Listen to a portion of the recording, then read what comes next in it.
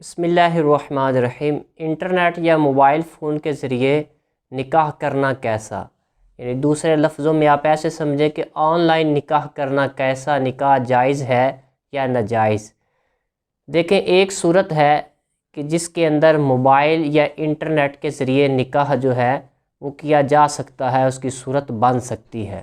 اب یہ اچھی طرح سے مسئلہ سمجھنا ہے، آگے پیچھے سے کاٹ کر یا آدھا سن کر آدھا نہ سن کر کوئی غلط فہمی کا شکار ہو جائے تو وہ سارا ملبہ جو ہے وہ مجھ پہ نہ ڈال دینا۔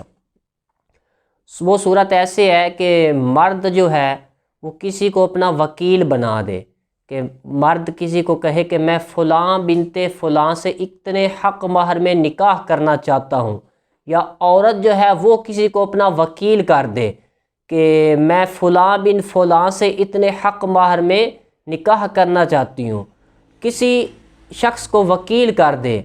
اب وہ شخص جو ہے ایک مجلس میں دو گواہوں کے سامنے جا کر اس کا نکاح پڑھا دے اسی کے ساتھ، تو یہ نکاح درست ہے۔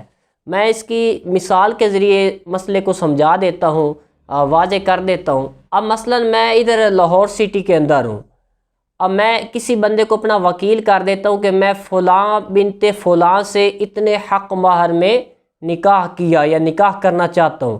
اب میرا جو وکیل ہے وہ کسی دوسرے شہر میں جائے اور وہاں اس لڑکی کو دو گواہوں کے سامنے بٹھا کر کہے کہ میں نے فلاں کا نکاح، کہ میں فلاں کی طرف سے وکیل ہوں، انہوں نے مجھے اجازت دی ہے، اس کا نکاح جو ہے آپ کے ساتھ اتنے حق مہر میں کر رہا ہوں، آپ کو قبول ہے؟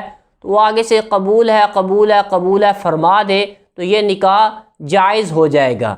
اسی طرح اگر کوئی لڑکی ہے وہ کسی اور شہر میں ہے، وہ کسی متبحر عالم کو، مفتی کو یا کوئی بھی ہے، اس کو اجازت دے دیتی ہے کہ میں نے فلاں سے اتنے حق مہر میں نکاح کرنا چاہتی ہوں، اس کو اپنے نکاح کا وکیل بنا دیتی ہے، تو اب وہ وکیل جو ہے وہ دو گواہوں کے سامنے ایک مجلس میں اس کا نکاح پڑھا دیتا ہے، تو یہ نکاح جو ہے وہ جائز ہے۔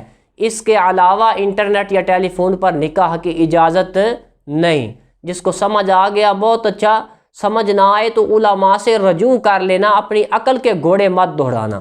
وہ ہمارے ایک دوست ہیں مولانا صاحب، ان کا نکاح بھی مولانا زاہد صاحب، تو ان کا نکاح بھی اتفاق سے اسی طرح ہوا تھا، یعنی لڑکی جو تھی وہ کسی اور شہر کی تھی اور مولانا صاحب ادھر لاہور میں اسٹڈی فرما رہے تھے، تعلیم حاصل کر رہے تھے، تو وہاں مفتی صاحب نے ان سے اجازت لے کر، یا انہوں نے مفتی صاحب کو اجازت دی، تو ہمارے استاد صاحب جو مفتی صاحب تھے انہوں نے ادھر ہی ان کا نکاح پڑھا دیا بحیثیت وکیل بن کر۔ تو مفتی صاحب نے فرمایا کہ میں نے اپنی موکلہ فلاں بنت فلاں کا نکاح آپ کے ساتھ کیا، آپ کو قبول ہے؟ تو اس طرح مولانا صاحب نے قبول کیا اور وہ نکاح ہو گیا۔